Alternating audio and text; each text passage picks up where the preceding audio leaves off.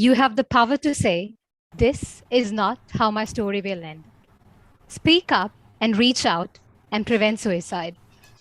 Good evening, ladies and gentlemen.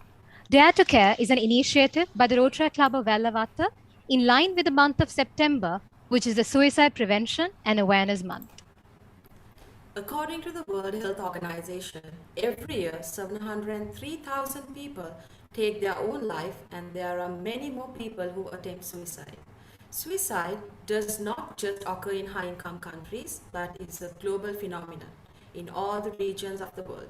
In fact, over 77% of global suicides occurred in low and middle income countries in 2019. This initiative is an attempt for suicide prevention and awareness among the general public. Without further delay, let me introduce the official sponsors for today's event. Global Technological Campus. GTC provides undergraduate and postgraduate programs in fashion designing, psychology, sports, business, IT, hospitality, and languages. GTC works locally with the Tertiary and Vocational Education Commission and internationally with the Office of the Qualifications and Examinations Regulation, UK, in awarding its qualifications. GTC is a student-oriented institution, and they aim to innovate the education industry by developing the next generation of leaders. And hence their motto is, learn today, lead tomorrow. GTC is located in a 4-floor state-of-the-art building in Kuala. Here's a small glimpse of the Global Technological Campus.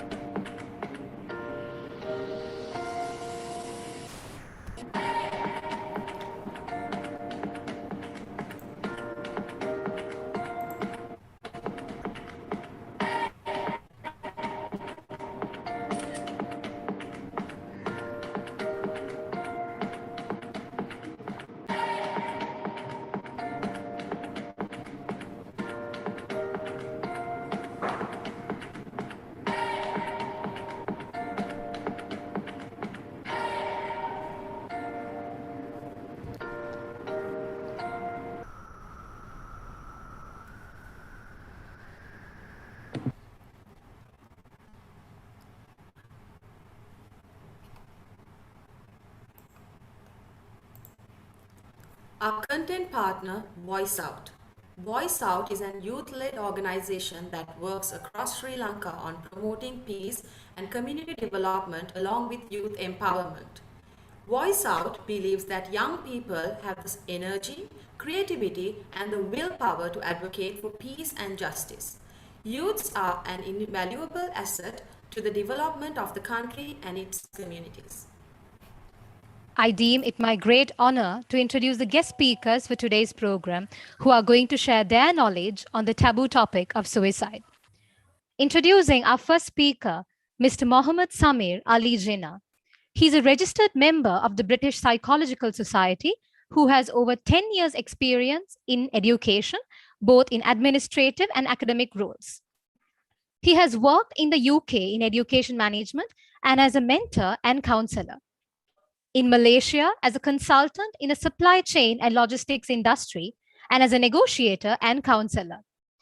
In Sri Lanka in education management and a psychology academic and practitioner. He is the head of department for the School of Psychology at Global Technological Campus. Senior Counselor at Deep Haven Counseling and the Neurocognitive Clinic at Lady Ridgeway Hospital. Introducing our second speaker for the day, Mr. Rajinda Jayasinghe. Mr. Jayasinghe has over 20 years of experience across a variety of sectors, including international development, education, management, business, marketing, fundraising, theatre and the arts, journalism, public speaking, and more. His mission is to work with people to help them discover and unleash their full potential and become the best version of themselves they can be. He has a Master of Arts degree from Johns Hopkins University, USA, an MBA from National University of Singapore, and a Bachelor of Arts degree from Princeton University, USA. Introducing our third speaker, Dr.Nathalie Panabokke. Dr. Panabokke has been with the Colombo Plan since 2013. Prior to her current position, she was the Deputy Director for Projects. Her previous work with the Colombo Plan includes as the Project Director for Training Dissemination, Director on the Project on Child Drug Addiction, and Certification Coordinator. She also served as a consultant to the Ministry of Health in the Maldives, where she assisted with designing and implementing its substance use disorder treatment and prevention framework. She has a PhD from the University of Sheffield and a Master of Philosophy from the University of Colombo in Clinical Psychology, and a Bachelor of Science with Honours from the University of Bristol. Moving on to our fourth speaker for the day, Mr. Nivendra Dumas. Mr. Uduman is a counseling psychologist and has been practicing in Sri Lanka for the past 6 years. He completed his undergraduate and postgraduate education in psychology at Christ University, Bangalore. He is the co-founder of the Community Crisis Response Team LK, which is a group of volunteers trained in first aid, CPR, AED, and psychological first aid. CCRT LK has been activated in different emergencies in the past. He is a passionate advocate for mental health and LGBTQIA health.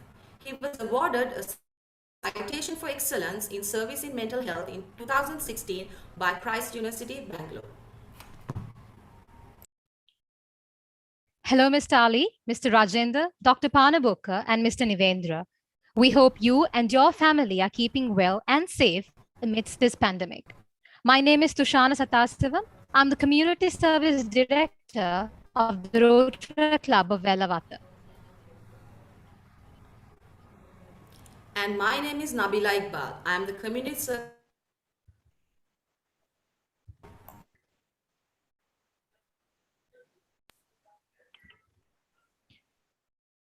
To start off this event, first, I call upon Mr. Ali Jinnah to talk about the topic suicide and suicide ideation.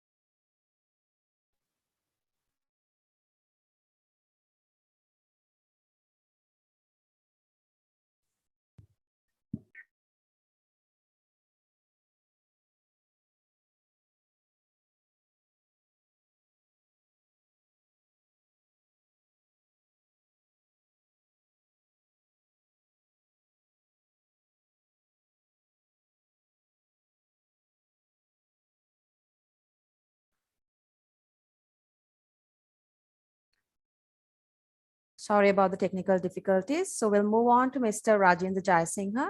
So Mr. Rajinda Jayasinghe will speak on the topic of how to thrive optimizing your daily well-being. Over to you, Mr. Rajinda. Thanks, everyone. Thank you for having me. I understand I have 10 minutes to speak, so I will try to stick within that time.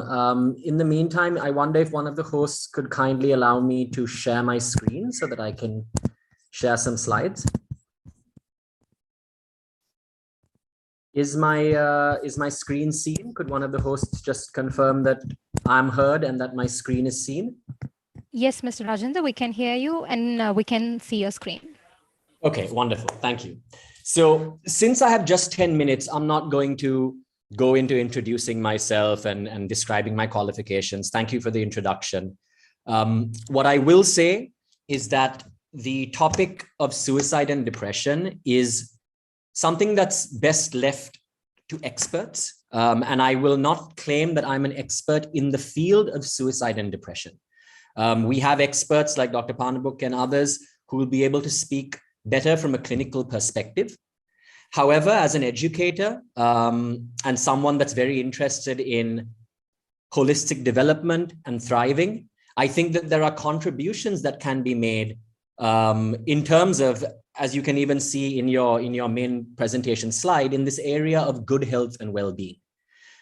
Because unless we're healthy and unless we are mentally in a state of well-being, then that is when we are likely to fall into depression and ultimately, I suppose, suicide as the worst case option. In terms of the topic itself, it is one that is close to my heart, even though I am not an expert on the topic. I have lost close friends to suicide. My own mother has gone through bouts of depression. I myself have tried to help in these communities as much as I can. I did a one-man play myself a couple of years ago entirely on the subject of suicide and depression.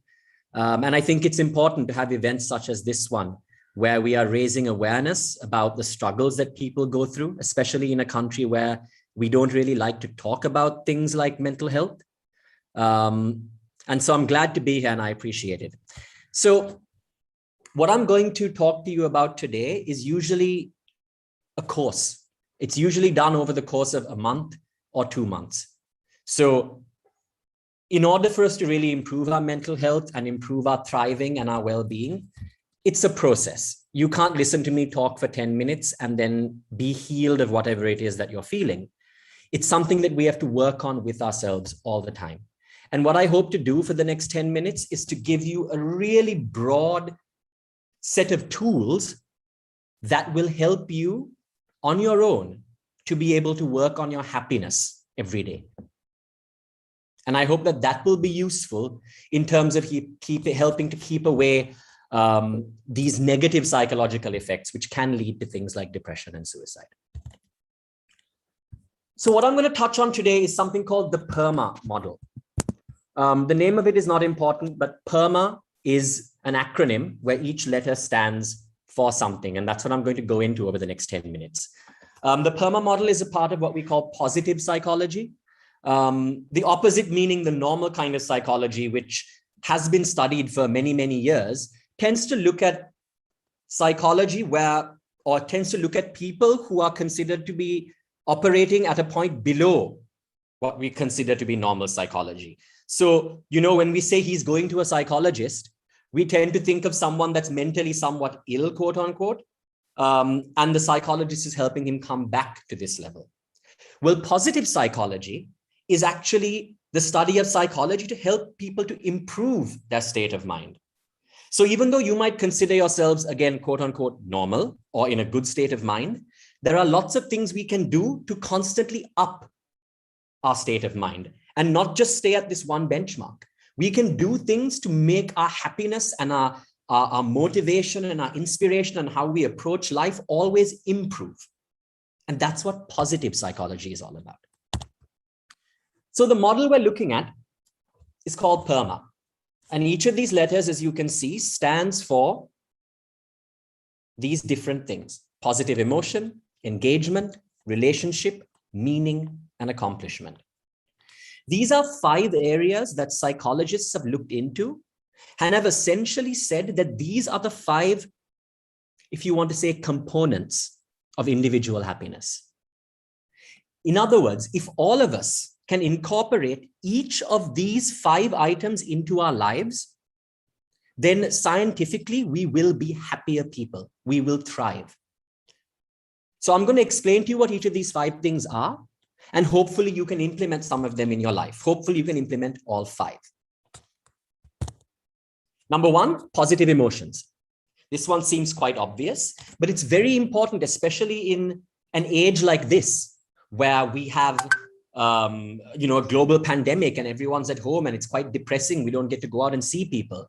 We must always make sure to have positive emotion in our lives. So every day I encourage you all to do something that encourages a positive emotion, right? The way to overcome your negative thoughts and destructive emotions, which build up when we're at home like this, is to develop opposing positive emotions that are stronger and more powerful. How can you do that? Well, meditation is one way. We'll come back to that later. You can do simple things like affirmations. You could make sure the space around you is tidied up so that you have positive thoughts about your environment. You could curate your media time, which means you don't watch negative news all the time, right? That's something that we can fall into these days because we're just at home watching bad news, right? You could play with your pets, right? You could play with, you'd enjoy music or engage in activities you enjoy. Try to involve positive emotions in your life. That's number 1. The second one we call engagement. That's the E. When we refer to engagement, we are referring to an activity that you would do that makes you feel like time just flies. Everybody has one of these kinds of activities, right? For me, it might be playing video games, or it might be writing music. For one of you, it might be building Legos, right? Or it might be teaching. I actually enjoy teaching and giving lectures like this. So that could be one of my engagement activities, right? So think to yourself, what are the kinds of activities that you're truly passionate about? Think back to your childhood and think, what did I really love to do when I was a small child? Was it music? Was it acting? Was it singing? Was it games, right? Think back and try to think of what those activities are, some of these old hobbies you might have given up, and try to pick back up one of those things. Because the human brain wants to be engaged. And when we're engaged and when we have positive emotions, then we start to secrete hormones like endorphins, dopamine, serotonin, oxytocin, which are the happy hormones that keep us happy and thriving as human beings. Number 3, relationships. Human beings are social animals. So you must make an effort every single day or once every few days to be in touch with friends, to be in touch with family, to have some kind of connection and contact with human beings.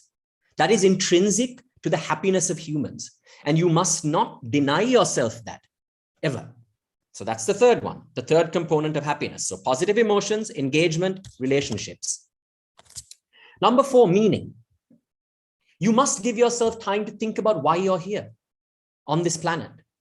What are you grateful for in your life? What do we have to be thankful for? Right?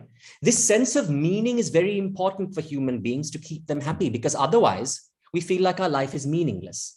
You may hear people who are suffering from depression and suicide say, my life doesn't mean anything. Why am I here? We can cultivate this sense of meaning by engaging in activities that we know are important to us. For me, for example, I get a lot of meaning from teaching people because I feel that I'm making a positive contribution. You could also get meaning from your life by engaging in things like meditation, by reflecting to understand what is important to you, and then engaging in those things. And another example I like to really have people do, and you guys can try this at home, is the gratitude exercise. Think to yourself every day, what are you grateful for? Because we have so many things in this world that we can be grateful for that we just ignore because our lives are so busy and we don't give thought to those things. Have a journal every day. At the end of each day, write down 3 things in that day that you were grateful for. I promise you that that simple exercise is going to make you perceive your life in a more positive way, right? And write these things in as much detail as you can. It will help your brain to truly think of the positive side of things. 2 more to go. Achievement. Again, this is a scientific fact. The human brain produces hormones that are motivational, inspirational, and positive if we engage in acts that give us a sense of achievement, right? So set yourself goals, set yourself small, achievable targets, and celebrate them when you get to them. So this week, you might say, you know what, this week I am going to write a new song, if it was me. Right? And I'll do that. And by the end of the week, if that happens, I'll feel really good and motivated that I've actually done something. You guys know how good it feels to get something done, right? That's no accident. That's science. Work it into your schedule. Finally, the last one, it's an addition of my own, but there's Perma V. V, I like to say, stands for vitality, which means exercise. Your mind, your happiness, your whole body won't be the best it can be unless it's fit and healthy. So please make an effort, everyone, to exercise as often as you can, even if that means a 15 or 20-minute walk every day. So try to remember Perma V. Try to incorporate each of these things into your day. You may not have time to do everything each day, but what I would suggest is make a little checklist for your week. Think of activities that help you as an individual with each of these letters. And then try to incorporate each of these activities into your week. I do it, I have done it, and I can promise you it's made a huge difference to how I feel and how I perceive life. All right, that is the end of what I really wanted to say. As I had mentioned, I have a very limited time today to give you this knowledge. And so I've rushed over something that, you know, we would go into exercises and really understand each of these areas. And this would take place over the course of 1, 2, or even 3 months. But you can use the information I gave you, Perma V, to try and incorporate some of these things into your life, because your mindset is everything. So do what you can to improve your mindset and the mindset of those around you. And I wish you all the best. And I will take questions at the end if that is something you want to ask. Thank you, and back to the hosts. Thank you, Mr. Thank you very Jayasinghe. much. Yeah, over to you, Nabila. Sorry about that. Thank you, Mr. Jayasinghe, for your contribution. Like you said, the struggle ends when the gratitude begins. I hope it was an insightful session for all of us. Over to you, Tushar. Thank you, Nabila. Moving on to our next speaker for the evening, Mr. Ali Jinnah. So I cordially invite Mr. Ali Jinnah to talk about the topic suicide and suicide ideation. Over to you, Mr. Ali.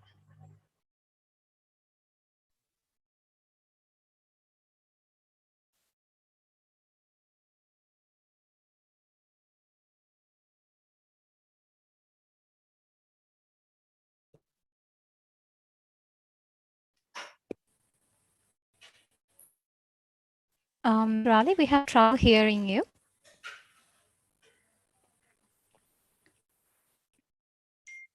No, we can't hear you yet.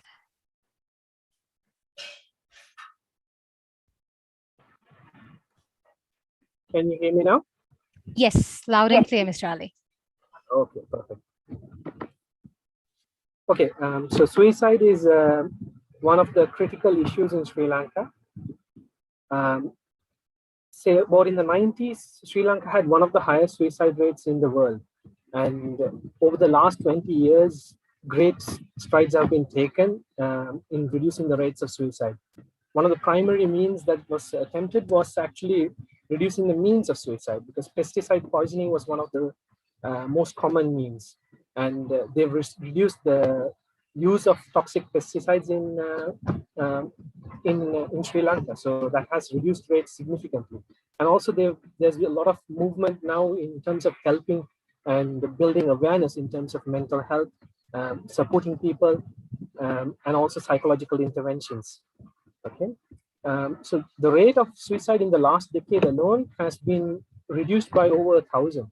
Even though there is great steps that has been taken to reduce suicide attempts and suicide in Sri Lanka, there still is quite a lot of people who commit suicide. For example, in 2019, we had over 3,000 people who committed suicide, and about 20% of them were females. This is very large concern for us, especially among teens and young adolescents. So if you look at the numbers in terms of suicide, according to the police department records, statistics, according to police record statistics, so to speak, we can see that the age group from 17 to 30 is one of the most high risk. About 33% of all suicides come from that age group. Okay, so that's about the 17 to 30 age group. That's considered the vulnerable age group, and that is where a lot of focus have been diverted to in the most recent times. So it's even now, given the pandemic and everything else that's happening, there's even a greater risk of mental issues, so to speak, depression, mental anxiety, stress, etc. All of those adds to that. And the pandemic and the unavoidable circumstances and situations that come with it, such as loss of job, being secluded for long periods of time, poverty, and lots of other situational and circumstantial factors contribute to this. And if you look at the data from Sri Lanka on why people committed suicide pre-COVID, the highest reported reasons for committing suicide is familial dispute, harassment by spouse, disappointment or frustration caused by a love affair, financial problems, poverty, debt, all of that contributes. And interestingly, even mental disorders has been cited as a reason for committing suicide, because they'd rather move on than stay here and fight it. So how do you address all of these things? As you can see, a lot of these issues have been for suicide. The reasons for suicide have been are psychological and have been onset or has been aggravated by situational events and circumstantial events. So these circumstantial events, dispute with a family member, frustrations, financial problems, stress, anything that causes psychological distress can be considered, is categorized as risk factors. Okay, so when it comes to suicide, these are the main risk factors that you need to look out for. How does it result in suicide is another question we should be asking ourselves. It doesn't happen overnight. There you see the signs. People start with suicide ideation, they start thinking about it. When they are in severe distress, when they are in a place where they can't see themselves getting out of it. Okay, so when they start having thoughts about it, then they start thinking, then they start actually taking action. As you probably know, there's about 10 times more suicide attempts than there is actual successful suicides. So that's the stage we need to intervene in. We need to intervene when they are thinking about suicide. Okay, so let me give you an example of how psychological factors can actually aggravate the situations. A failed love affair, for example, can cause loss of trust in the opposite gender or opposite sex, or in close familial relationships.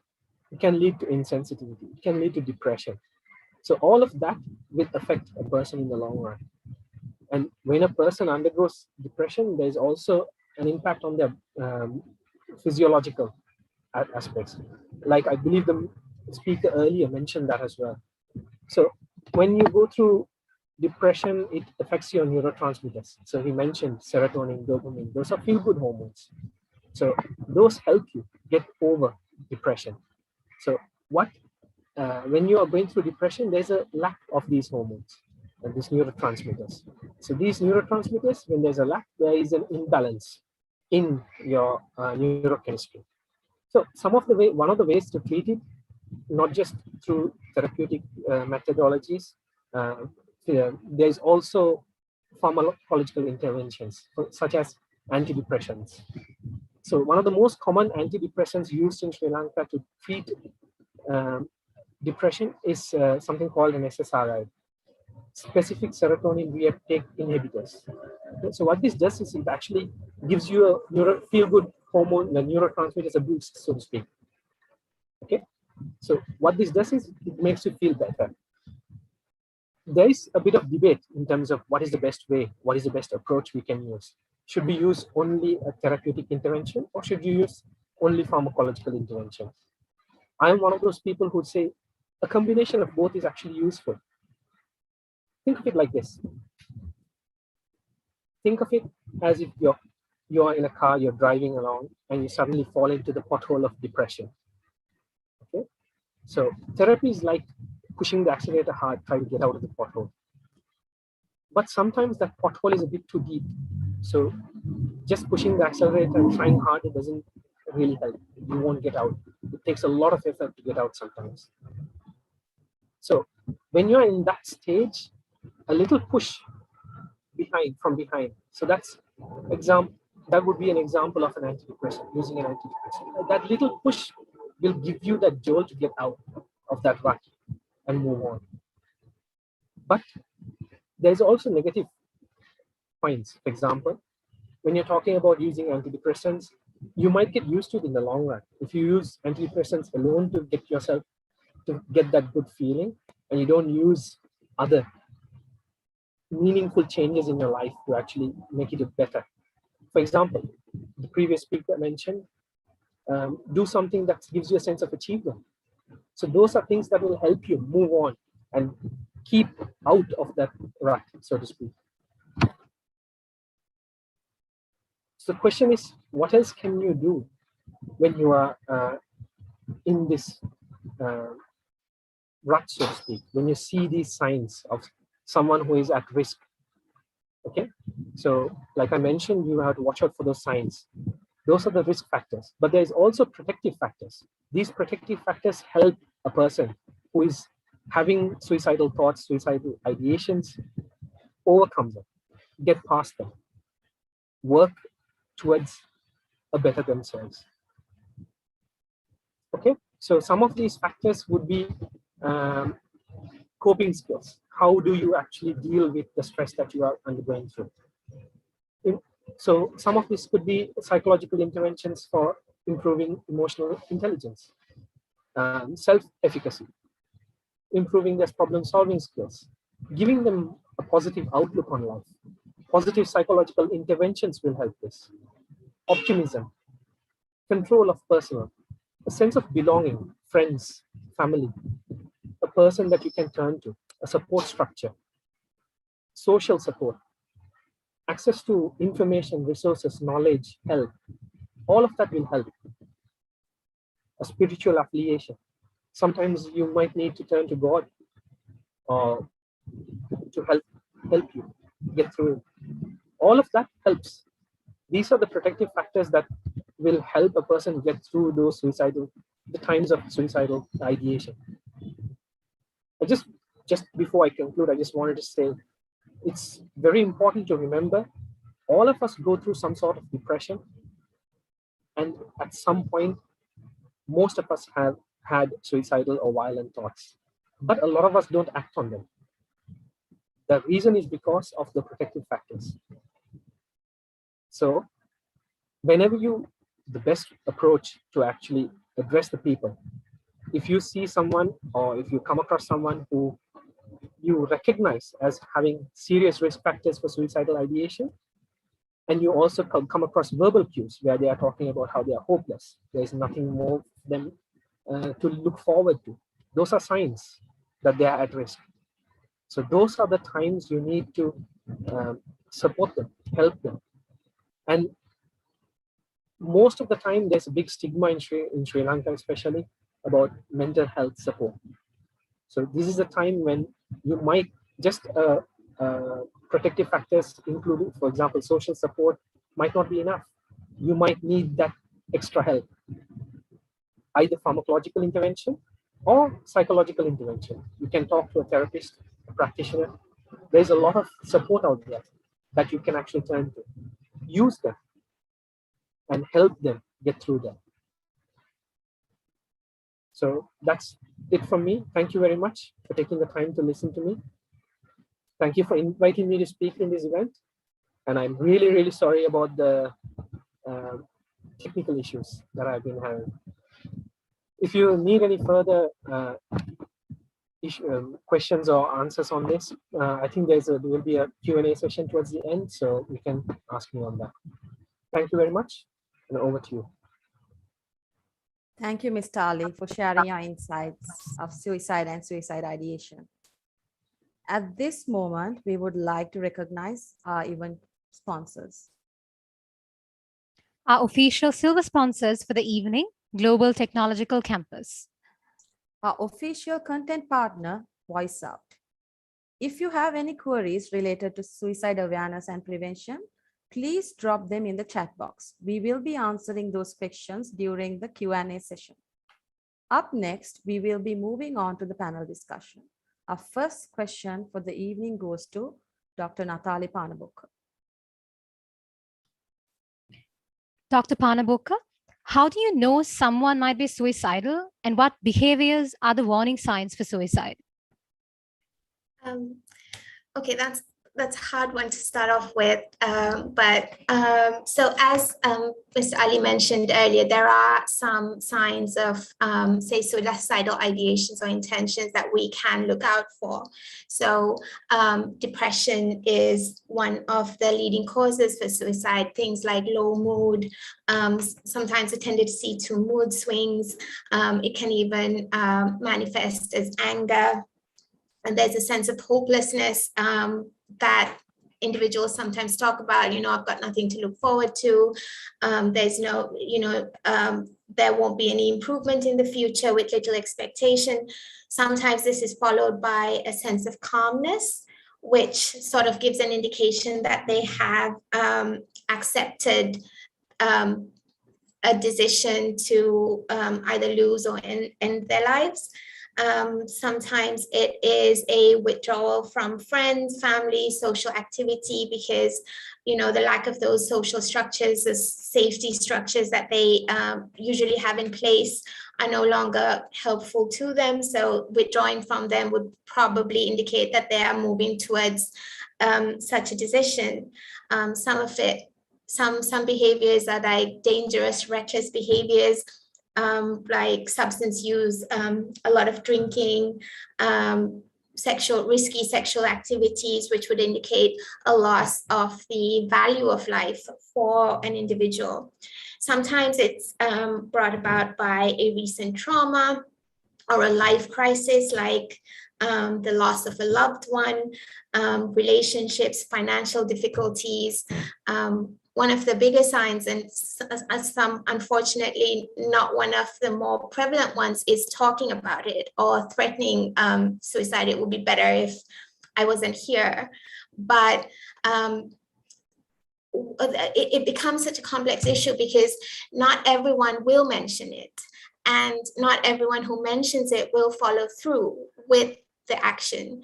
But it is very, very important that we take every mention of it seriously, even if it is not explicitly said, like if it's not something that you can tell or the person's sharing it with you. But it is, if you have a thought, or if you feel that it is something that somebody is considering, then it is so very important to try and talk about it, because it's often the first step to an individual getting help in dealing with those suicidal thoughts and ideation. Thank you, Dr. Panabokke. Being aware of the warning signs of being suicidal will help us to be proactive and save lives. Moving on to our next question. Doctor, it has been reported that there is a greater frequency of suicide attempts in males compared to females. Why do men complete suicide more often than women? So unfortunately, suicide is a global phenomenon, and around the world, women are more likely to be diagnosed with depression and make attempts to suicide. But as you say, when you're looking at suicide rates, men are more likely to who have died by suicide, which is a trend that goes back a long way. And one of the reasons is also because sometimes the methods selected by men are generally more violent. So it's often seen through and reaches completion before an intervention can take place. But they could be choosing these methods because their intent is stronger, they're struggling more. And one of the reasons for that is communication and sort of the culture that we all grow up in, where, you know, it's simplifying it, but women share more, women are more emotional, men are expected to be strong, they're expected to be, you know, the saying is like, be a man, don't cry, to like little boys as they're growing up.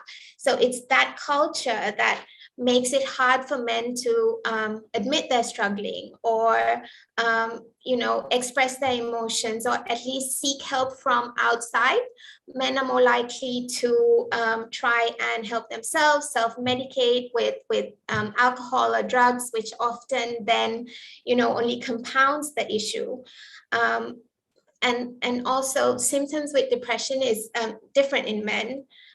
It's more towards risk-taking, irritability, anger, rage, but it is this perception that men and boys, as they grow, have to sort of internalize their feelings and be strong and maintain that strong exterior. That means that they are less likely to seek out mental health services or support from friends or family, which unfortunately doesn't really help, because the issue of suicide and mental health is gender neutral. So the approaches may differ, the symptoms may differ, but unless we sort of provide that safe space for boys and men to reach out when they're having trouble or struggling, then, you know, we're never going to address that disparity amongst the genders with regard to rates of suicide.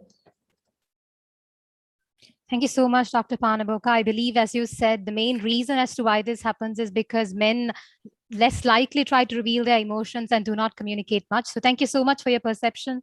Doctor, moving on to the next question for the evening.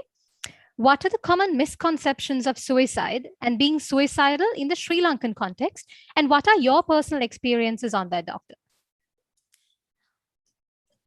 So in Sri Lanka, you know, you have that entire stigma associated with mental health.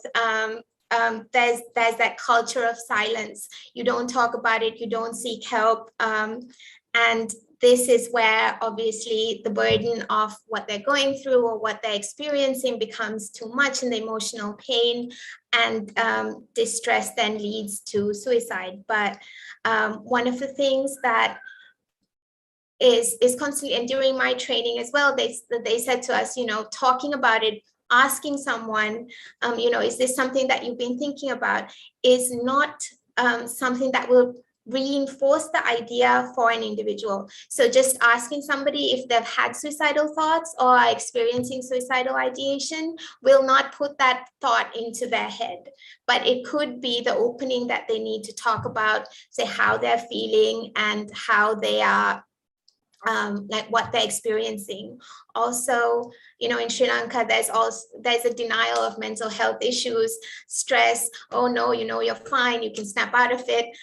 This happened to my friend's sister, and then, you know, she started doing something really trivial, but, you know, so the significance of it is often taken away from the individual, which is not very helpful, because what they need, what anyone dealing with mental health issues and suicide especially needs, is that comfortable space and that non-judgmental environment where they can talk about their issues. However trivial it may seem to somebody else, it could be something that is a burden to somebody else. It's alarming to learn misconceptions of suicide, especially in Sri Lankan context, and the stigma around it. Thank you for sharing your experience with us to understand the gravity of this issue. Moving on to our next question. Doctor, why does the right use of language matters in addressing suicide-related content, and what are the positive impacts in change of language? So I'm really glad you asked me this question, because it's one of my favorites, and I often find myself texting radio stations or getting in touch with the newspapers to talk about the importance of language. And the right use of language helps us move away from the stigma that is associated with mental health and suicide. So we move away from like that the idea that it is a criminal act, which I know legally and also it's considered even amongst all the religions something that is not suggestive, but we should be moving towards more of a trauma-informed, non-stigmatized language. So we'll be moving away from saying somebody has committed suicide because the act of committing suicide in a way, it sort of gives an indication of something that's criminal. And that's an idea that we are trying to move away from it. So now we talk about death by suicide or a suicide death, or like fatal suicide behavior. We also try not to talk about attempts that have been successful or unsuccessful or completed, because it almost gives the impression that it's an act that needs to be accomplished. So we try, when we talk about attempts, we just say attempts rather than trying to attribute something that is negative or positive. And the whole idea is, again, to try and move towards language that is non-judgmental and creates that environment of safety and compassion. And I think there's been a lot of effort in this area alone, and there are special guidelines that are developed for media reporting. WHO has an excellent guide. And there are websites, speaking of suicide.com, where you can get familiar with the language and you know how to report it. And the other things are things like not reporting the method, which sometimes we read about news reports that are very explicit. They describe everything, and unfortunately, those reports often bring about, especially if it is a celebrity death, which the media just talks about all the time, and they'll talk about it very explicitly. Sometimes they will even romanticize or glamorize the act, and those are the things which, on the other end of the spectrum, where instead of talking about it, but we also see increases in the rate after an event that has been reported like that, or it's a celebrity death where the rates increase due to imitation or like people trying to it's just been brought fresh into their mind. But it should be followed by a reminder that suicide is preventable, highlighting the sources where people can seek help. Sri Lanka has the suicide helplines. As Sumitra, there are mental health professionals who are there to help. So always following these media reporting with a disclaimer that says, if there's anyone out there who've experienced the same, who have had thoughts, to reach out for help, and providing those resources as well is very, very necessary. Thank you so much once again, Doctor, and thank you once again for giving us the knowledge on how important language is when you're addressing issues related to suicide. Once again, we would like to recognize our event sponsors. Our official silver sponsors for the evening, Global Technological Campus. Our official content partner, Voice Out. Another kind reminder to all of you to drop in your questions if you all have any with regards to suicide prevention and awareness. If you all have any questions, you all can drop them in the chat box, and those questions will be answered during the Q&A session, which we'll be having at the end of the session. Moving on to Mr. Nivendra Uduman for the panel discussion.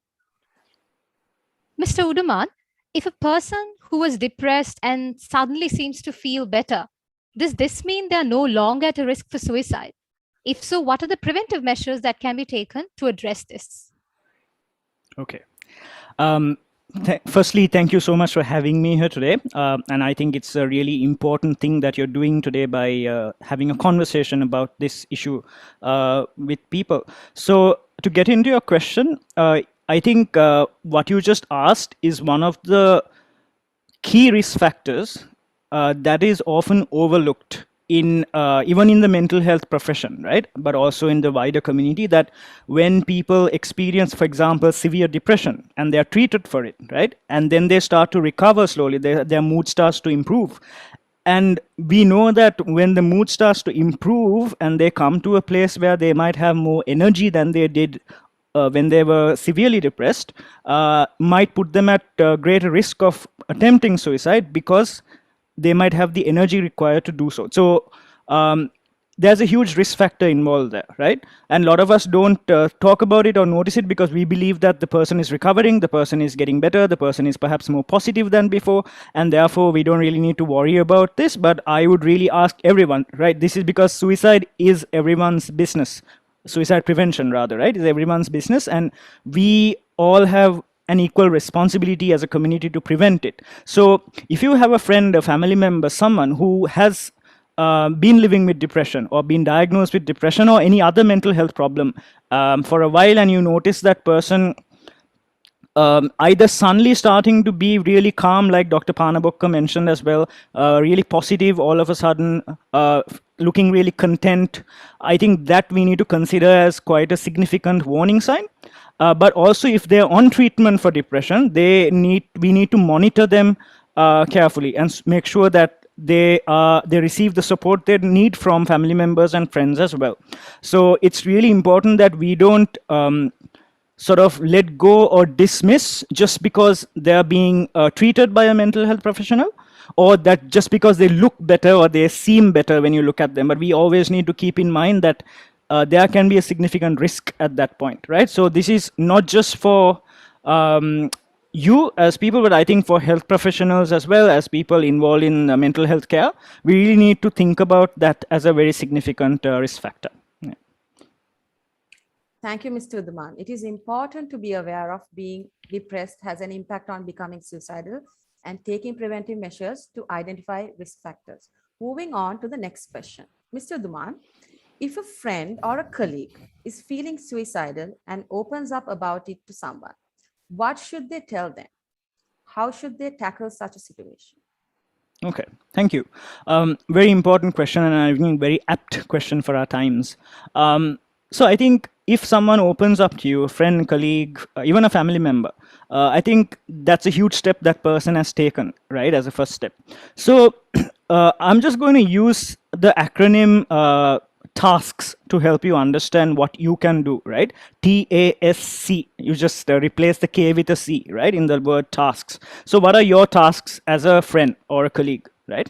So the first step, T, is easy to remember, right? T is for tune in. So tune into the warning signs. Like I think Dr. Panabokke already spoke about this. Tune into what they might be saying and what they might not be saying directly, right? Tune into their body language, how they might be acting, whether their behavior or their personality characteristics have changed suddenly, right? If there are sudden changes, if they're talking about wanting to end their life very directly, or if they're saying things like, I feel trapped, I feel hopeless, I don't see a solution to my problems, I don't see the light at the end of the tunnel, I see just darkness, I feel empty. So if people say things like this, it's important that we tune in first, right? Which means we pay attention, we take it seriously, and in our heads and overtly as well, that we don't dismiss it or sort of trivialize it, saying, oh, this person's just saying it just because they say it doesn't really mean they're going to do anything. Because that is one of the most harmful notions that cost us lives every year, because we don't take suicidal warning signs seriously. And this is, I think this applies to health professionals as well, where we prefer to be silent sometimes rather than ask those important questions from people we work with, right? So so the T is for that, to tune in, to really be aware of the warning signs and to be able to notice them. So which means being connected with friends and family. So there's an underlying message here, Nabila. It's not just about talking about suicide prevention, but in general, being connected with friends and family, checking in on each other, especially at a time like this where the world is in a crisis. Because if you take COVID-19 also, right, it's not just a public health crisis, it's a mental health crisis as well. So we need to always check in. So tune in is first step. The second step is, I think, the most crucial step is ask. A for ask, right? So because suicide in Sri Lanka and I think across the world as well, it thrives, it keeps going because we don't ask the questions, because we choose to remain silent, right? Because of the stigma, because of certain fears we may have, because of discomfort around talking about this topic, because we are not used to doing so. So I'm going to share with you some simple steps on how you can actually bring that up in your conversation with a friend if they do tell you or show you in some ways that they might be thinking about or considering suicide, right? So firstly, we can use a sort of an indirect and a gentle way to approach the topic while in conversation, right? So we might, okay, let's just think that, or let's just imagine that someone has gone through a recent relationship breakdown, right? A really painful breakup where this person has then opened up to you and said that they are feeling hopeless, they are feeling like everything is just over. You know, they might say things like that, not necessarily directly say that they want to end their life, right? So you while listening to them, you might slip this in some part of the conversation saying that, you know, let's say my friend's name is Samantha, okay, just for an example. So I might say something like, you know, Samantha, so from what you said, it sounds like you're going through a really difficult time in your life, you know, and when some people experience something really painful like a breakup, they can sometimes feel like they might want to end their life because they can't bear the pain that they feel. Have you been feeling this way at all? Right? So that's a really gentle way to get into having that conversation, right? Where we are using what we've gathered from the first step, which is the T, tuning in, where this person might have said certain things. So we are taking that and we are using that to now bring the conversation in about asking about this, about their suicidal thoughts, right? Then if they tell us, yes, I've been feeling this way, or they might give some sort of indication that they might be having thoughts about suicide, then it's time to ask the question directly, right? Now, when I say directly, it's important that we are not afraid to use the word suicide in our conversation. So very directly asking them, have you been thinking about suicide, right? That's as direct as you can get. Or are you having thoughts about suicide right now? Or are you having thoughts about ending your life, right? So the more directly we ask, it's more likelihood that another person will open up to us, because it creates a safe space. It provides an opening. It provides a feeling of safety for that person to start talking. Because if we know that, if they know that we took the time, we took the initiative, we took the courage to ask that question. Because actually, if you talk to people who have attempted suicide around the world, one of the things that they tell is that they just wanted someone to ask at that last moment. They wanted someone to stop them, right? And a lot of people say this. So if we, as a part of our conversations as friends and family, have the ability to ask that question, you might knowingly or unknowingly save someone's life or prevent someone from taking their life as well, right? And if they say yes to that question, then it's important we go to the next step, which is the S, which is state. So we need to state the seriousness of what they have told us. So which means we have to let them know that we hear them, that we acknowledge what they said, and that we are concerned about them, that we are taking it seriously. So that is the reason that we use S as state, right? And finally, we get to C, which is connect. So then we connect the person with resources in the community, with mental health care, with other supportive mechanisms for that person to get the support that they need. So which means, now, you know, these days, because of the pandemic and even before that, if anyone asks you the number for the ambulance in Colombo, you will very quickly tell that person it's 1990, because it's been advertised, it's everywhere, it's kind of in our heads. For an emergency, we quickly dial that number. It's sort of now ingrained in us, right? But if someone asks you, hey, do you know a helpline for where I can talk about stuff with, or do you know a mental health helpline, then we kind of find ourselves scratching our heads a little and looking at the phone, because we need to find information on Google, right? That is not what it should be. So we need to make the effort to also have resources freely available where we can give people at their time of need, which means not spending time looking up looking it up on Google, but actually having those resources here so that we can easily give it. So I think later on I'll be sharing information about these helplines and where people can get help. So that is the C, making sure that you connect, making sure you keep in touch with them, that you don't just connect them and then sort of pull back, but you keep in touch with them, you check in on them regularly, right? And the other important thing is, just because you ask the question once and they say no, doesn't mean that they are never at risk, because the risk levels can change from time to time, right? So again, if you notice in the future, when you're talking to that particular person, that this person is giving out these signs that you're tuning into, it's important that you ask the question again. So don't be afraid to do that, right? Yeah, so that's essentially what I wanted to share, because the more we keep silent, the more this public health concern, which is suicide, keeps thriving. So to avoid that, or to minimize it as much as we can as a community, we need to start talking. That's one thing. And we need to talk about this not just with people who might be at risk of suicide, but just as a general conversation about mental health, we need to bring this in, right? So another really important thing I want to tell you is that this conversation shouldn't end in September, because it's Suicide Prevention Month, because everyone's doing webinars, we are talking this, that, and the other. All of it is amazing, but this needs to keep going for the next 12 months as well in the year. All right, so thank you. Thank you, Mr. Nivendra. Uduman. Yep. Thank you so much, Mr. Uduman, and thank you for letting us know on how we should be tackling a situation when a friend or colleague is feeling suicidal. As you correctly mentioned, we're supposed to tune in to the situation, ask, and how you correctly told us on how we can get into the topic, let them know that we are concerned about their situation, how we can connect them with the resources in the community. Thank you so much, Mr. Uduman. Moving on to the next question.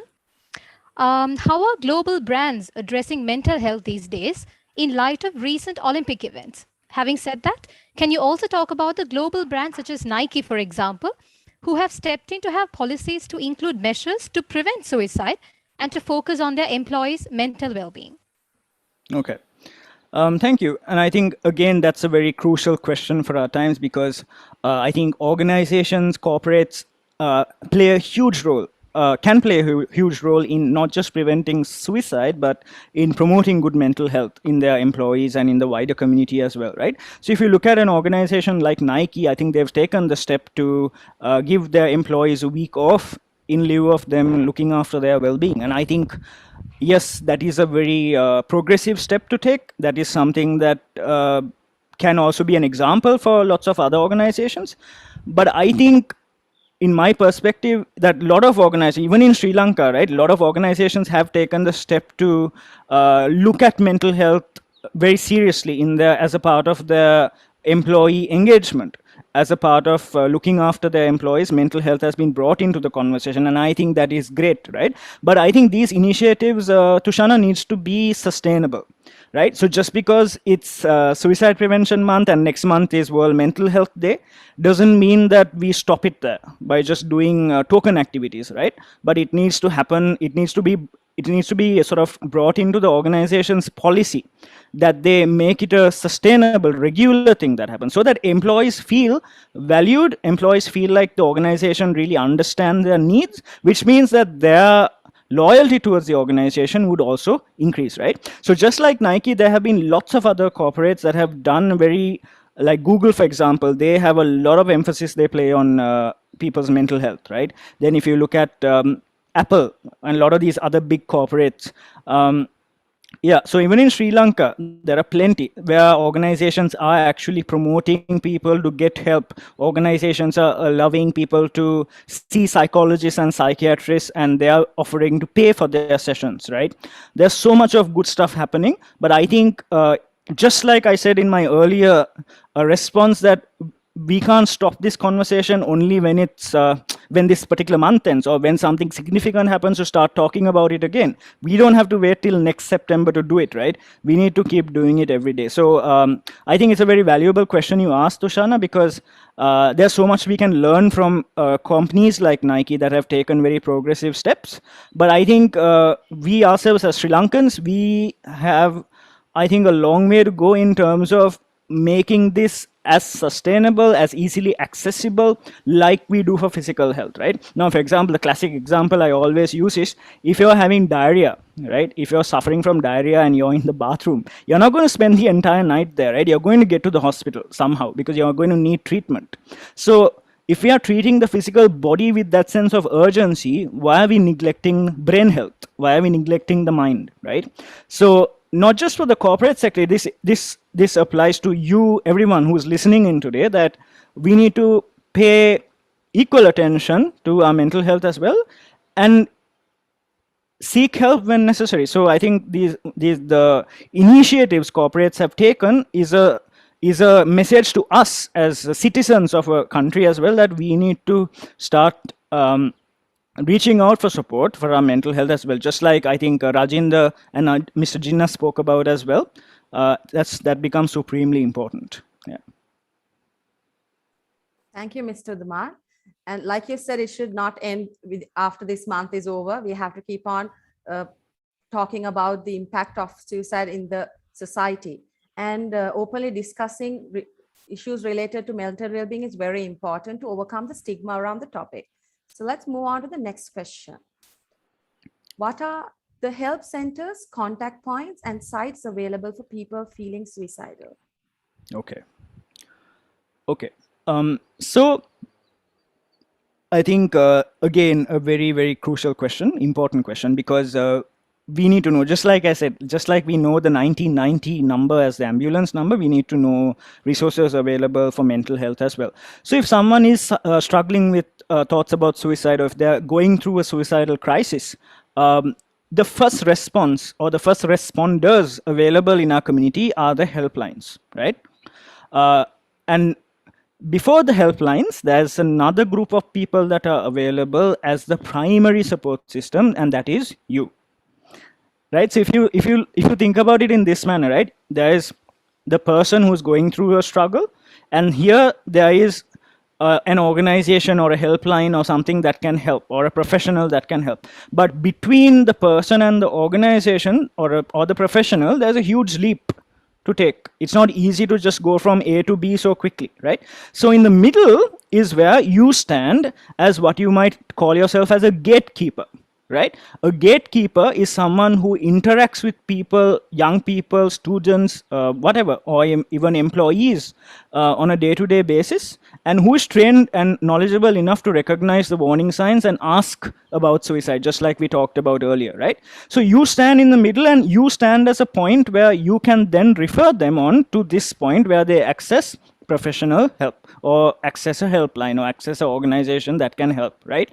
Okay, so if we talk about the helplines, the first responders, right now there are 4 in the country, right?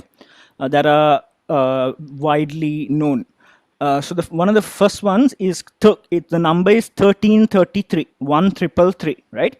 It's a toll-free number, which means your mobile phone or landline won't be charged for the call, right? Even if you do not have credit on your phone, you can still call them. It's a 24-hour line available in all 3 languages. So that's one line, 1333, right? Easy to remember.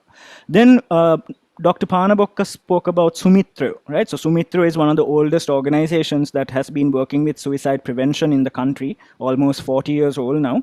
The numbers are 0112 696666. That is one number. You can put it on the chat. I think it will be beneficial for everyone.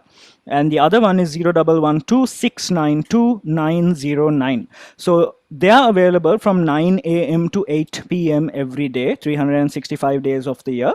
And there are trained befrienders to listen to you and also to direct you for more professional support if you need it at a time of a crisis, right?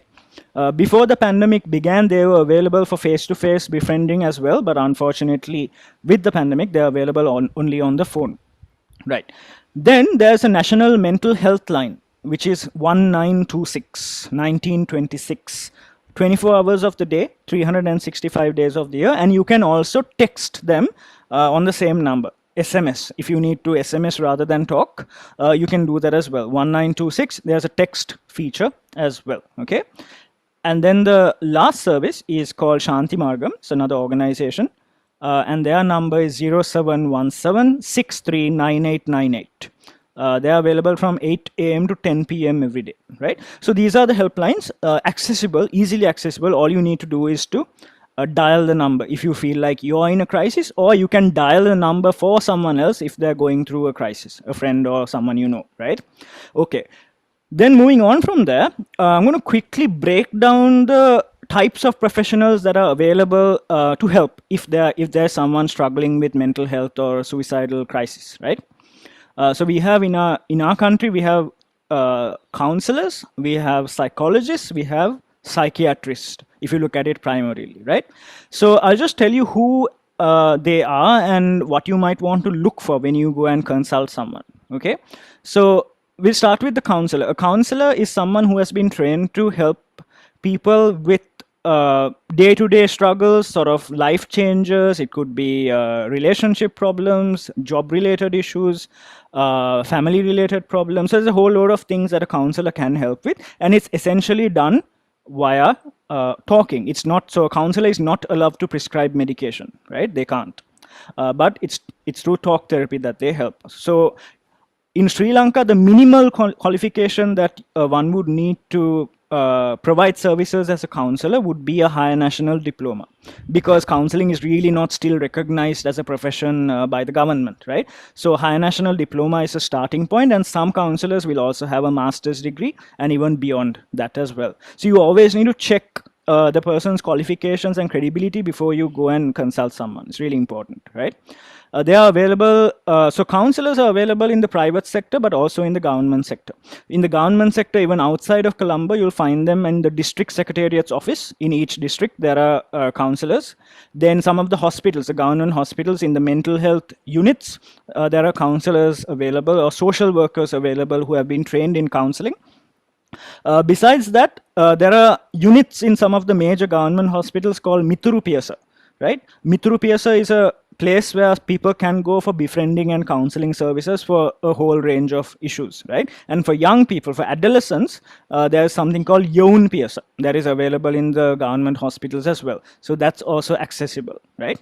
And also at the more rural level, in the MOH officers of each area, the public health midwife and the public health inspector have very basic training on how to provide that initial first response for someone who might be struggling with mental health problems, right?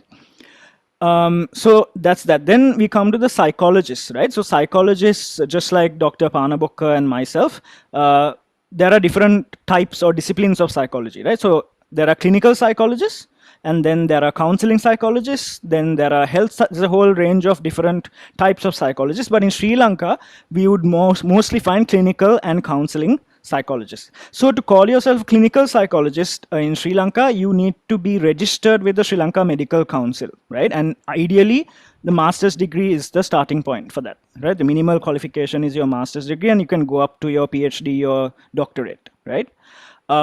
They are available primarily in the private sector. You can channel them at the private hospitals, and some of them have their own independent practice, right? And yeah, so they are available in Colombo mainly, but I think there are a few people available in Kandy and in Jaffna as well for consultation, right? So that's a psychologist. And then the psychiatrist is a doctor. So psychiatrist has a basic MBBS degree as a medical professional, and then they go on to specialize in psychiatry. So they have a MD to call themselves a psychiatrist, right? They treat mental health problems primarily by prescribing medication. So they are not ideally people who would provide therapy or counseling. They might mostly provide prescriptions for medication to help someone with whatever they are going through. And they're accessible both in the private and the government sector. So in most government hospitals all around the country, there's a psychiatrist available, and in the private hospitals, of course, in Colombo, you can easily access them. Yeah, so that's a rundown of professionals available that we can reach out to for help, and the helplines. And then there are so many other organizations around the country that promote mental health as well, so we can always reach out to them for more information also in your relevant area. Yeah.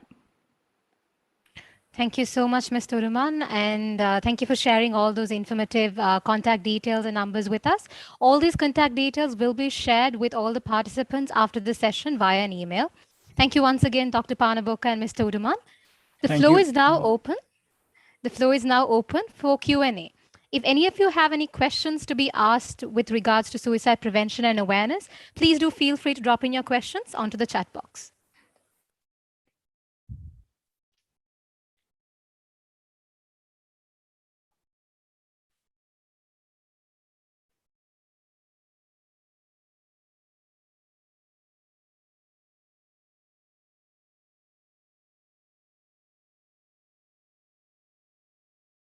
So there's one question from Induvara about the free mental health care services available in Sri Lanka. Induvara, these contact details will be shared with all the participants via an email after the session.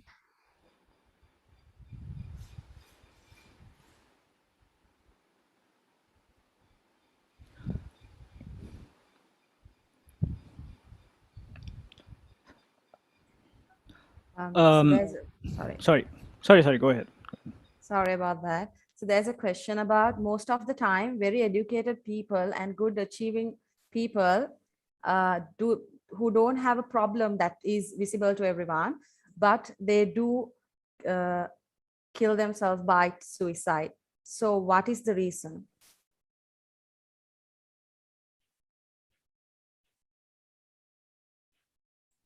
Anyone of the panelists can take the answer the question, or even the guest speakers?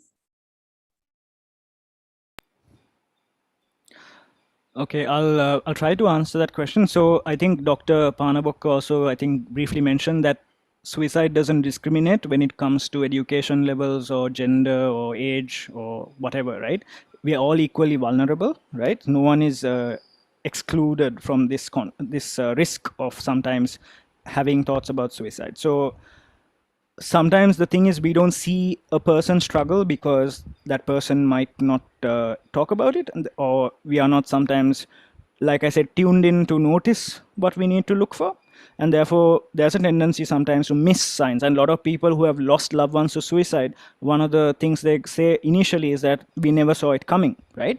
But what we know about this through research and through sort of knowledge around this is that a lot of people in the week leading up to their attempt often show signs or tell someone about it in whatever way that they can, most of the time, right? But there are times where sometimes we just don't see the signs at all. So what I want to say to that question is that don't ever assume that just because someone is smiling and looks really well groomed and is going about life as if it's hunky-dory, never assume that they are not struggling inside. So it's always important to check in even with the most happiest looking people, even with the professionals, because we ourselves sometimes can go through struggles, and just because we are professionals, sometimes we are expected to deal with it.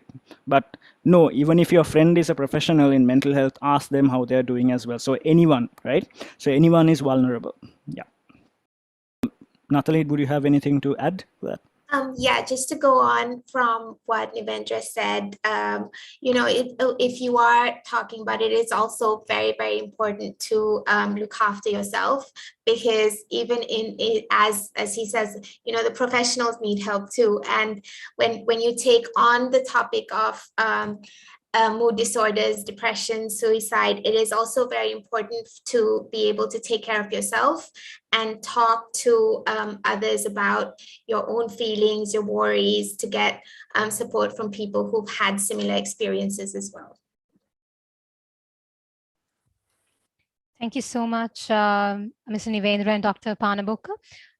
So we initially discussed on how we can help another individual who has suicidal ideations.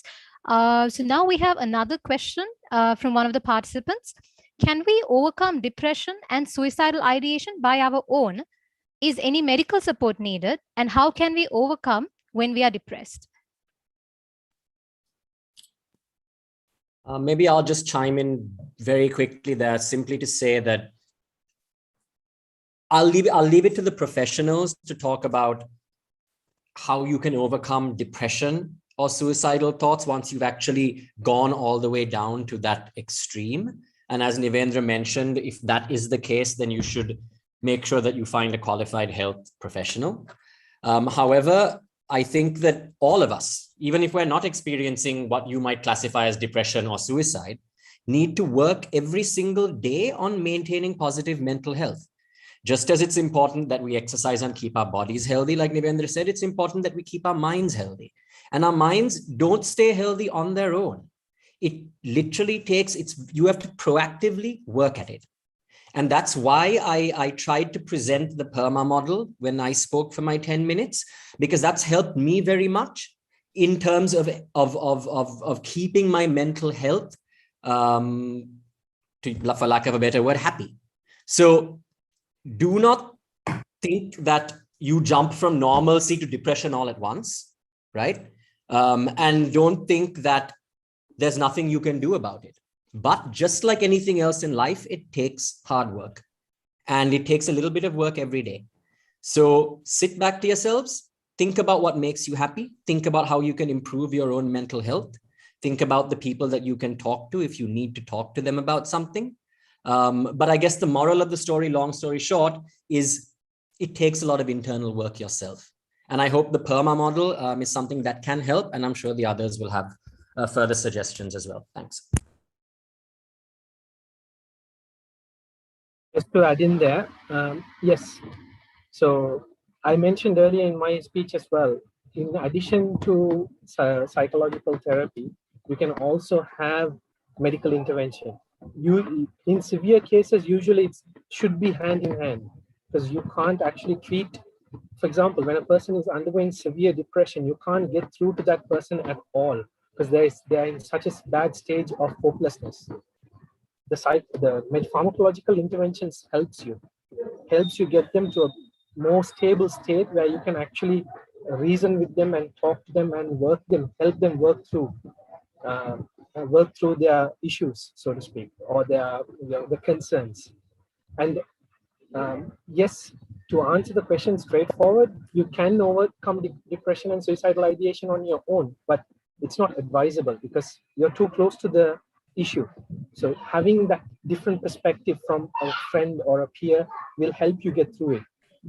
Usually from suicidal ideation, which ends up in suicide, is because they don't have that support structure. So even though you're working through it don't say on your own, with your support group, with your peers, your friends, your family, professionals. So you can start with your friends, family, and then if you need, you can escalate to your professionals, but always get that feedback from your friend or your family member, or from a gatekeeper like Mr. Nivendra mentioned. So they will be able to help advise better and give perspective to what you're going through and to give you the guidance. Okay. And in addition to that, to address the underlying question, would this happen again, and would I be better equipped to handle it? Is there any way that I can be better equipped to handle it? Part of behavioral therapy or cognitive therapy is about equipping people to work through, to have the skills, the emotional intelligence to work through them. But no matter how well equipped you are, including us professionals, there will be times when we will need another perspective, someone else's, to sound off, to get their input, to help us see in a better light what we are going through, and to help guide us. So that is when you need to refer and get consultation from a professional. Another thing that you could do is, if you have been depressed, if you are having suicidal thoughts, one of the questions you can ask yourself is, what triggers it? What makes you have that depressed feeling? What happened, or what is the situation, or what is who is causing you to think about suicide? So answering those questions will be the first step to understand how you can address it. Okay, I will share a little handout that I have with the event organizers, and I'm assuming will be able to share it with you. So that essentially outlines some of the warning signs, some of the protective factors, and a question, a safety plan. So if you ever have these tendencies, it has the questions like, what are your triggers? Who is your support structure? These are the contact details. So what Mr. Nivendra mentioned as well, I have some of them, not all of them. We can add in his as well. And then include that as a resource where you can actually help work through your issues. And one of the most important question is especially when it comes to suicidal ideation, is what do you have to live for? And if you don't get an answer for that from a person who is having suicidal thoughts, then we are at a very risky stage. That is a situation which is very dangerous. They need to have immediate intervention. Okay. Thank you, Mr. Ali. And we have another question. At the time, what is the spot change your mind? I think, so like when you feel suicidal, like when do you change your mind and how it helps you? Like, you know, like all of y'all were talking about how it should come within. It's not that you're alone, you're doing it for yourself, right? To get over this situation. So if everyone can add a bit about it, like to respond to the question. Thank you. So, unfortunately, I'm not really sure if there's like a one spot that brings about that change. It could be a gradual process. Once you begin that conversation with an individual, then, you know, you talk about, as Ali mentioned, you know, what is making you feel this way? Is there another way we can look at this? Are there certain things that a support structure or something that you could look forward to? What can you live for? Those things, just reframing what they're saying or having that discussion really also helps in reframing the thoughts, the feelings that are associated with the situation. So, and sometimes it's very difficult for somebody who is in that level of depression or thinking or contemplating suicide to think about it. But, you know, when you're speaking to somebody else, the other person is able to put those thoughts into the conversation to help them think about this and say, okay, well, you know, your family or friends or support or things that are more positive that you could include in your life or think about, just help them reframe that to sort of change that mindset is probably where it's at, which might not be just say one thing, but like a more healing process that you sort of begin that discussion. Thank you, Dr. Panabokke. Mr. Ali, would you like to add to the question, please? I agree with what Ms. Panabokke mentioned. Actually, it's not just about one spot or one course of therapy. Each individual is very different and their triggers are very different. It's very, for example, you might be having a conversation with a person who is suicidal and they'll be explaining why they're depressed. And you might not be able to relate to why that's an issue. You might ask, you might think to yourself, that's a very minor issue, but why are you depressed over it? But what you have to understand is each person sees things from their own perspective. And what is something small for you might be a very big thing for someone else. Okay, so familial issues is a very good example. Relationship issues might be a good example. So you might say, oh, if you had a breakup, you can move on, and there'll be more relationships that will be coming along in your way. But at that point, the feeling that you go through, it doesn't diminish anything from what that person is going through.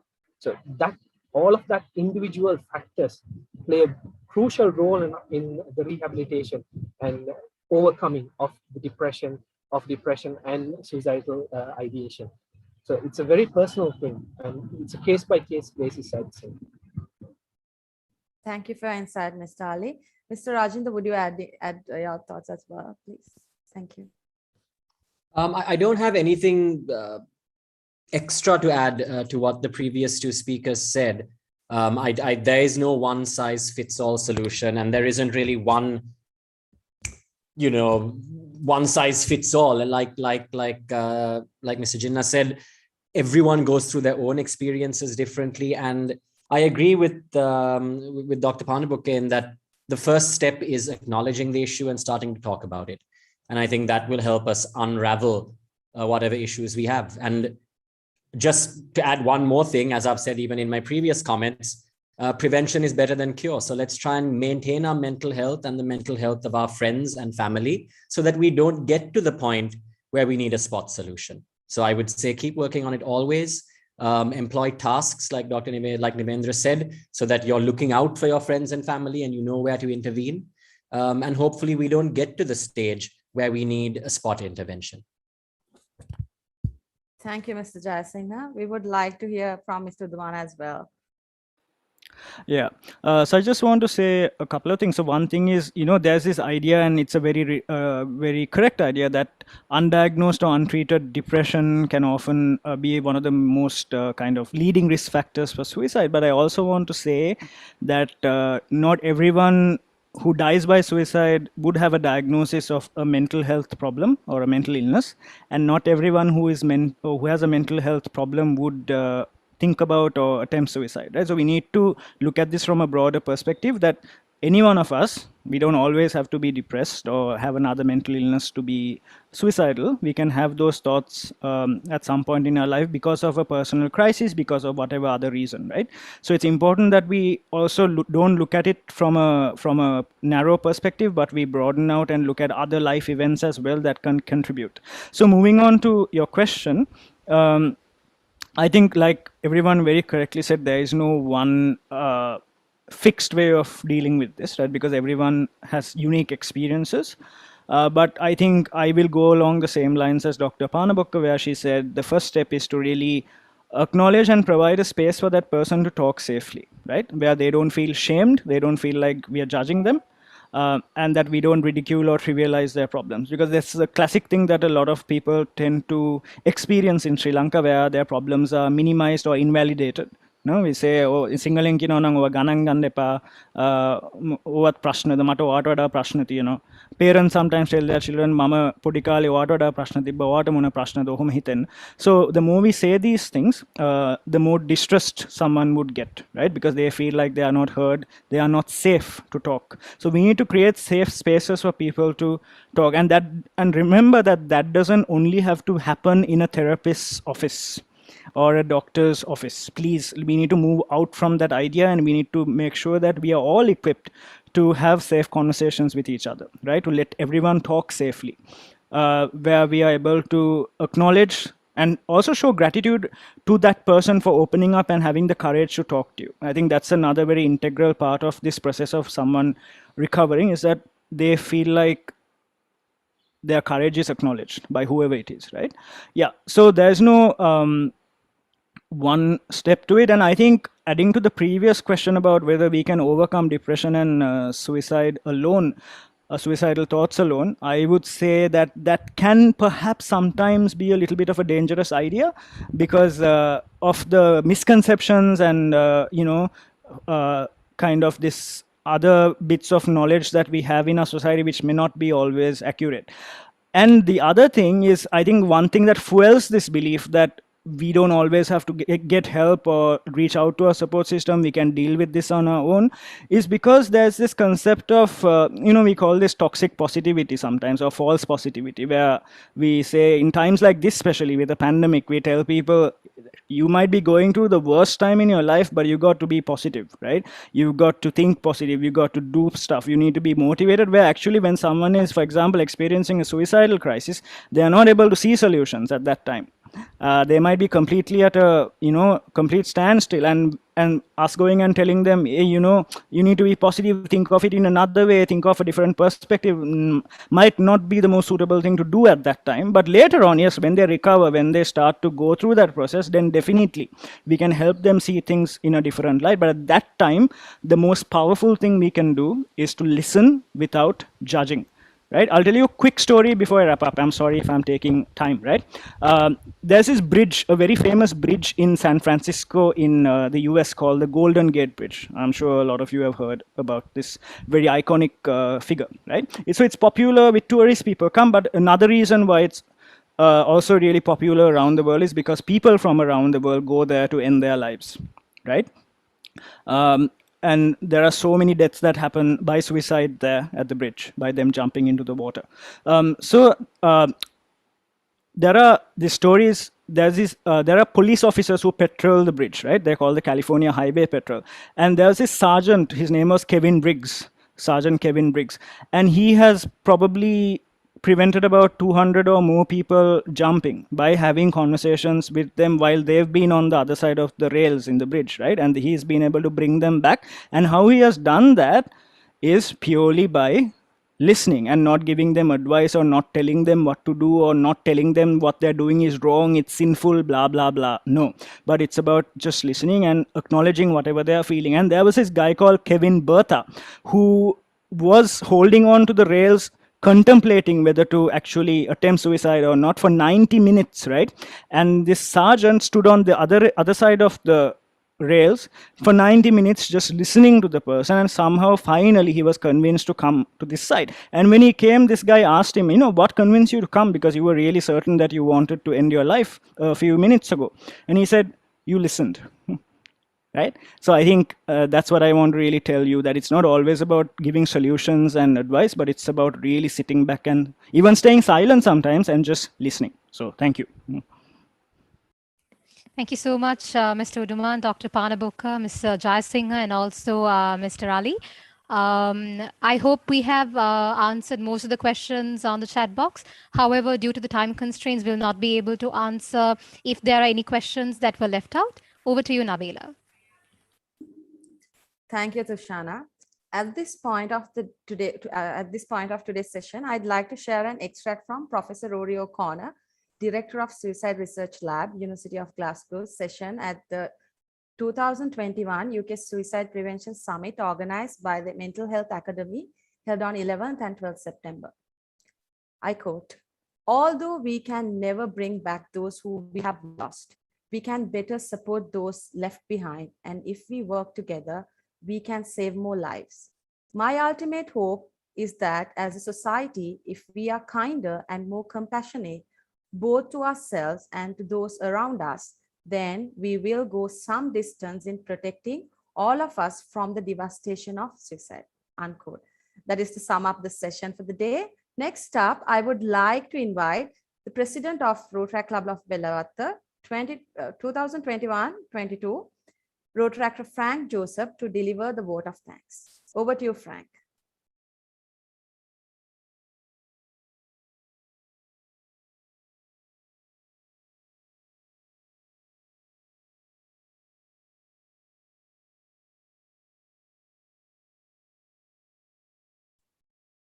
Frank.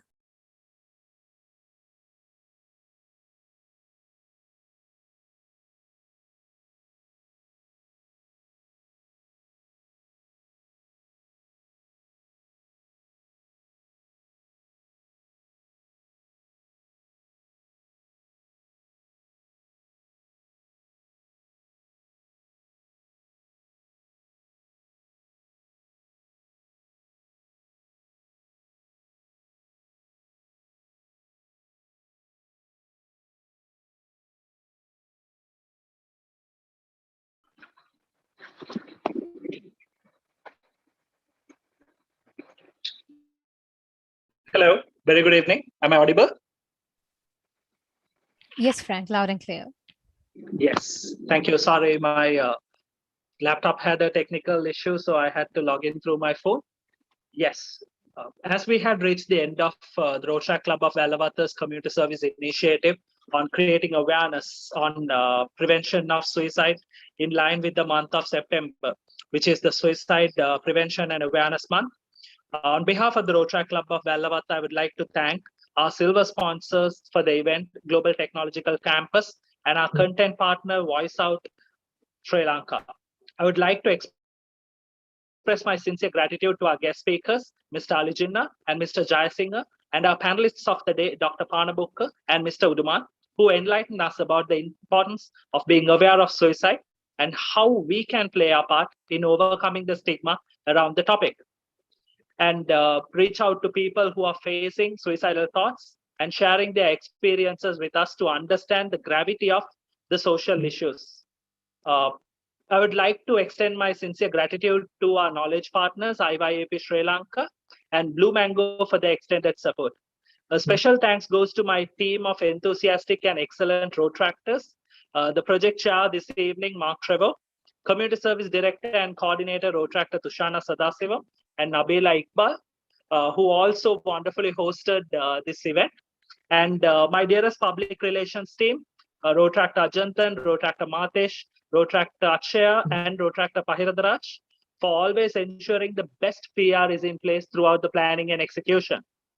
Last but not least, I would like to thank my secretaries, Rotaract Dachayani and Rotaract Onela, and my vice presidents, Rotaract Azam and Rotaract Manuraj, for their continuous support throughout the event.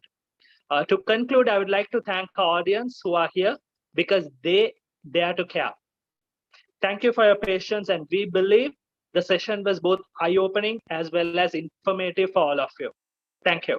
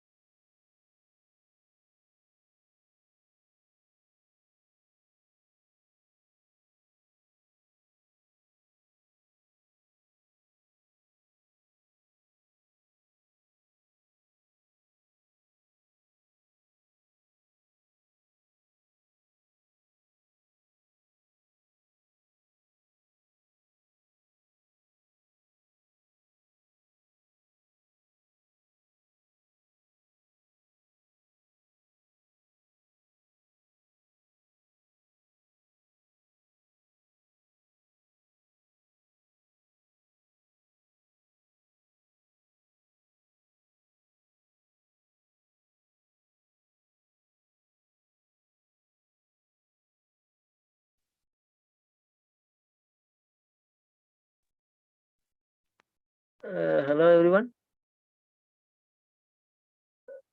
Hello.